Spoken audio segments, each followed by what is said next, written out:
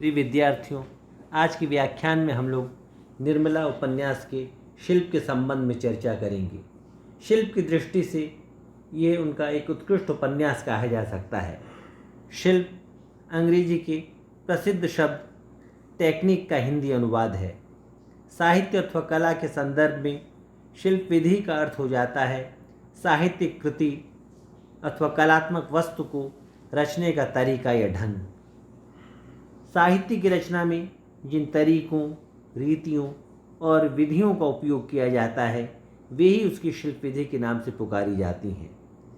निर्मला उपन्यास में प्रेमचंद ने विभिन्न कथा शैलियों का प्रयोग किया है। कुछ का अब हम विस्तार से यहाँ चर्चा करेंगे। चरित्रांकन शैली।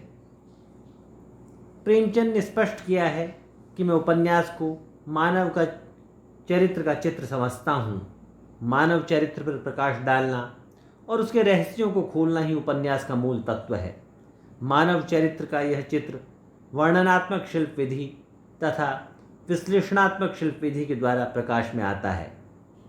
वर्णनात्मक शिल्प विधि की चरित्रांकन में पात्रों की बाह्यात्मकता, रूप रंग, वेशभूषा, रुचि अरुचि, विचार सिद्धांत आदि का सविस्तार संयोजन होता है। इस चरित्रांकन शैली में व्यक्ति बाहर से संचालित होता है। प्रेमचंद ने निर्मला उपन्यास के पात्रों के बाह्य जीवन का खुलकर चित्रण किया है। वे भालचंद के संबंध में लिखते हैं, बहुत स्थूल ऊंचे कद के आदमी थे। ऐसा मालूम होता था कि काला देव या कोई हबशी अफ्रीका से पकड़ कर आया है। सिर से पैर तक एक ही रंग था, काला। चेहरा इतना स्याह था कि मालूम न होता था कि माथे का अंत कहाँ है और सिर का आरंभ कहाँ। बस कोयले की एक सजीव मूर्ति थे। आगे उनकी शराब पीने की आदत के विषय में प्रेमचंद लिखते हैं, केवल आँखों का रंग लाल था। जैसे पक्का मुसलमान 5 बार नमाज पढ़ता है, वैसे ही आप भी 5 बार शराब पीते थे। मुफ्त की शराब तो काजी को हलाल है, फिर आप तो शराब के अफसर ही थे, जितनी चाहे पिए, कोई हाथ पकड़ने वाला न था। जब प्यास लगती शराब पी लेते। प्रेमचंद ने निर्मला उपन्यास में विश्लेषणात्मक शैली भी काम में ली है। विश्लेषणात्मक शिल्प विधि को हिंदी उपन्यास की यात्रा का एक बड़ा मोड़ कहा जा सकता है। इसमें उपन्यासकार मानव के अंतर्मन के परस्पर विरोधी विचारों, संघर्ष, तनाव, चिंता तथा आशंका को अभिव्यक्त करता है। प्रेमचंद ने निर्मला उपन्यास में इस शैली का भी उपयोग किया है। मनसाराम को निर्मला से इस बात की आशा न थी कि वे उसकी शिकायत करेंगी, इसीलिए उसे घोर वेदना हो रही थी। वह अपने अंतर्मन में विचार करता है, चिड़िया को जाल में फांसने से पहले शिकारी दाने बिखेरता है। आह, मैं नहीं जानता था कि दाने के नीचे जाल है। यह मातृ स्नेह मेरे निर्वासन की भूमिका है। इस विधि के अंतर्गत मनोविज्ञान प्रधान विधि की प्रधानता होती है।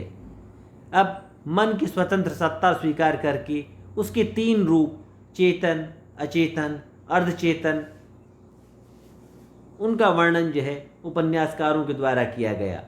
मन की स्वतंत्र सत्ता के पक्ष में निर्मलाकार द्वारा दिया गया यह वक्तव्य पर्याप्त होगा। मन, तेरी गति कितनी विचित्र है, कितनी रहस्य से भरी हुई, कितनी दुर्भेद्य। तू कितनी जल्दी रंग बदलता है। इस कला में तू इतना निपुण है।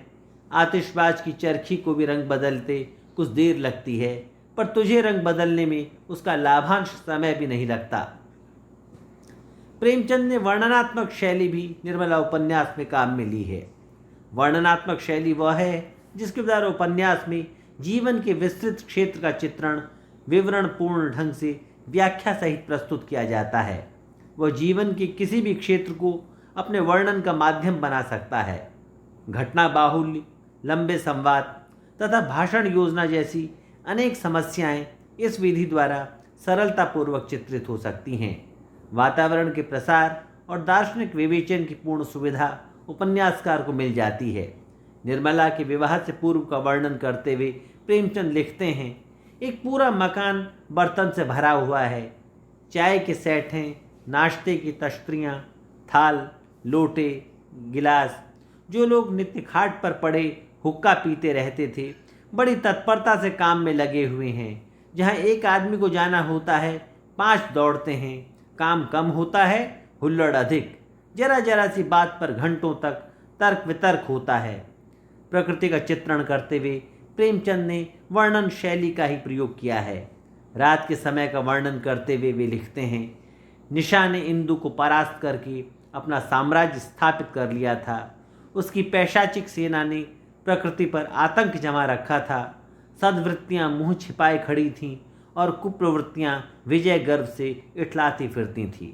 आज हमने निर्मला उपन्यास में प्रयुक्त चरित्रांकन शैली, विश्लेषणात्मक शैली और वर्णनात्मक शैली के संबंध में विचार किया है, बातचीत की है। आने वाले व्याख्यान में हम कथा कथन शैली, विगताभास शैली आदि के बारे में चर्चा करेंगे।